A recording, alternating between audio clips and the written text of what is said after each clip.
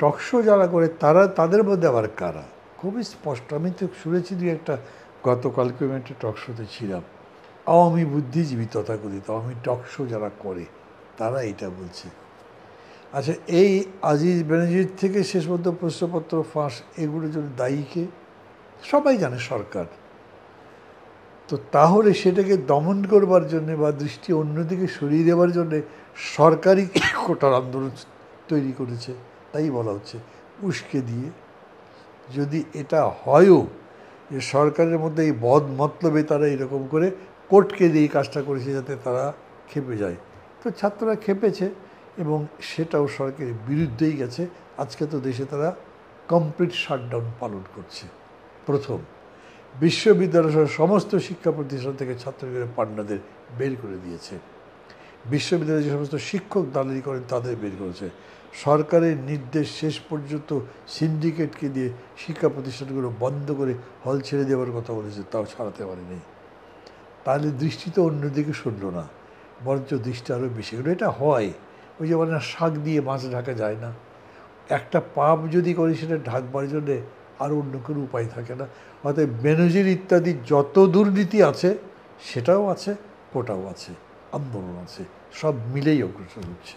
আচ্ছা, সামগ্রিক অর্থে ছাত্রদের কোটা প্রথা নিয়ে এই আন্দোলনটাকে কতটা যৌক্তিক মনে করেন আপনি? সম্পূর্ণভাবে যৌক্তিক, সম্পূর্ণভাবে যৌক্তিক এই কারণে যে স্বাধীনতার 53 বছর পরে মুক্তিযোদ্ধাদের জন্যে 30%-এর বেশি কোটা, সব মিলে 56% কোটা রাখবার তো কোনো কারণই নেই। আপনি যদি বলেন যে আপনি একটা মেধাভিত্তিক সমাজ করবেন, সেদিন প্রধানমন্ত্রীর কথায় যেন বললেন, তো মেধা 56% যদি কোটা হয় তাহলে মেধার কতখানি জায়গা থাকে? 44, এমনিতে কমিয়ে দিলেন। অথচ সবাই বলছেন, সরকারও বলছেন যে মুক্তিযোদ্ধা কোটাতে 7-8%-এর বেশি পাওয়া যাচ্ছে না।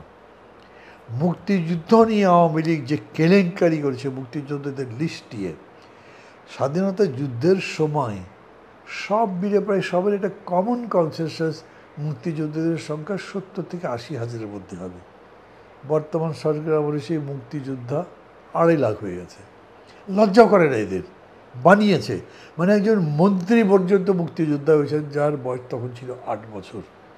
তারপরে এখন বলবে মুক্তিযোদ্ধার চেতনা, মুক্তিযোদ্ধাকে সম্মান করতে হবে না। সব তো ভুয়া লোককে মুক্তিযোদ্ধা বানিয়েছেন। মুক্তিযোদ্ধাকে আমি যে সম্মান করব, আমি যাকে দেখছি সে আসলে মুক্তিযোদ্ধা কিনা, তাকে খালি সার্টিফিকেট দেয়, সেটাও তো একটা বড় প্রশ্ন। তারপরে এই ছাত্ররা মুক্তিযুদ্ধের যারা আন্দোলন করছে শিক্ষার্থী, তারা কেউই মুক্তিযুদ্ধের বিরুদ্ধে বলেনি, মুক্তিযুদ্ধকে অসম্মান করেনি। তারা বলেছে যে এখন এইখানেই মুক্তিযোদ্ধার নাম করে এই যে এত পার্সেন্টবাদী সেটা মেধা ধ্বংস করছে, এই ভিত্তিতে হবে না। নেহায়তে যেটা কনস্টিটিউশনে বলা আছে, অনগ্রসর বা পিছিয়ে পড়া অংশ এদের জন্যে কোটা থাকতে পারে, প্রতিবন্ধী আছে তাদের জন্য থাকতে পারে।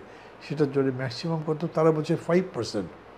আচ্ছা ধরি এটা 7% হলো, হতে পারে, সেটা আলোচনা করে সরকার ঠিক করবে, করে বলবে।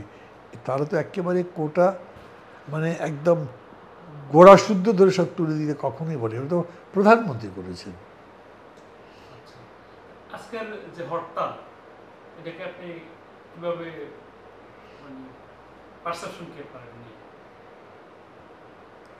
মানে সংক্ষুব্ধ, অত্যাচারিত হল থেকে যাদেরকে বিতরণ করবার চেষ্টা করা হচ্ছে, বেধড়ক মারপিট করা হয়েছে, জাহাঙ্গীরনগর বিশ্ববিদ্যালয় সহ যেরকম রক্তাক্ত কাণ্ড হয়েছে, যতগুলো মানুষ মৃত্যুবরণ করেছে, শিক্ষার্থী মৃত্যুবরণ করেছে, তার প্রতিবাদে তাদের এই শাটডাউন। তো গণতান্ত্রিক আন্দোলন তো এরকম করাই যায়, বা এটা ঘটনায় সংক্ষুব্ধে হরতাল ডাকতে পারে, তারা তাই দেখেছে এবং সেটাও খুবই যৌক্তিক। কারণ সরকার এর চাইতে অনেক বড় অন্যায় করেছে, আমি যৌক্তিক মনে করি।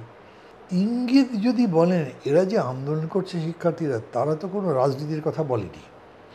এমনকি ধরেন এই যে মরিচের দাম 350-400 টাকা কেজি, কাঁচা মরিচের দাম, সমস্ত জিনিসের দাম বেশি, তারপর যে দুর্নীতি হয়েছে, এই যে ভারতের সাথে যেভাবে একটা সমঝোতা স্মারক করছে, এগুলো কোনো কিছু নিয়ে তারা কথা বলেনি।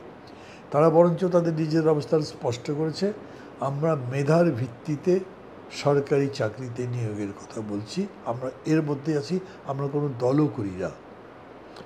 এর আগে যখন 2018-তে কোটার নেতা আন্দোলন হয়েছিল, তখন কোটা আন্দোলনের নেতারা অনেকে সরাসরি সরকারি সংগঠনের পদাধিকারী ছিলেন, ছাত্র সংগঠনে। এইবার এরকম কিছু তো আবিষ্কার করেনি সরকার, করতে পারে নাই। তারা ওই অন্ধকার ঘরে কালো বিড়াল খুঁজছে, এর পেছনে আওয়ামী লীগ কী বলে বিএনপি জামাত আছে, এবং বিএনপি যা আছে সেটা দেখাবার জন্য গিয়ে বিএনপি অফিস তল্লাশি করেছে। কি পেয়েছে? বলেছে 100টা এই এতটা লাঠি, কিন্তু দেখাতে পারে নাই। মানে ওইখানেও পেয়েছে যেগুলো বলছে সেটা এমন কিছুই না, তারপরেও সেটাও তো তারা দেখাতে পারে নাই। তার মানে ট্যাগ লাগাবার চেষ্টা করা হচ্ছে, কিন্তু সেরকম কোনো ভিত্তি নাই। এই আন্দোলন খুবই একটা নির্দোষ নির্ভেজাল আন্দোলন, এটার কোনো রাজনৈতিক উদ্দেশ্য ছিল না, এখনও এই আন্দোলনকারীদের রাজনৈতিক উদ্দেশ্য নেই। কিন্তু ধরেন আমি রাজনীতি করি, আমার একটা রাজনৈতিক দল আছে, আমার দল থেকে আমি তো তাদের আন্দোলন সমর্থন করি, এবং আমি সরকারকে বলি এবং জনগণকে বলি এই সরকার যত সেই রকম অত্যাচারই চলবে, এই সরকার বদলান, আমি বলছি। তা আমি বললাম বলে কি এটা ওদের ঘাড়ে চলে যাবে নাকি? তারা সমর্থন করে কি? করতে পারে, কারণ তারা সারা দেশ জুড়ে ছাত্রলীগের অত্যাচারে অতিষ্ঠ। ওই যে গেস্ট রুম সহ যা যা হয়েছে, পরীক্ষা দিতে দেয় না, সমস্ত কিছুর প্রেক্ষিতে ছাত্রলীগকে হল থেকে এবং শিক্ষাঙ্গন থেকে বিতাড়ন করবার মতো জায়গায় গেছে। ছাত্রলীগ মানে অত্যাচারী যারা জবরদখল করেছে তাদের করছে, কিন্তু তারা একবারও স্লোগানে আনেনি যে সরকার চলে যাও, নিরপেক্ষ সরকার, নতুন নির্বাচন, এখন পর্যন্ত বলে নাই। কিন্তু আমি মনে করি তাই করতে হবে। আমি ছাত্রদেরকে বলি এটা বুঝো, কিন্তু তাদের আন্দোলন তাদের মতো থাক, তার মধ্যে হস্তক্ষেপ করছি না। আমি বলে আমি না, কোনো রাজনৈতিক দল এরকম করেনি এখন।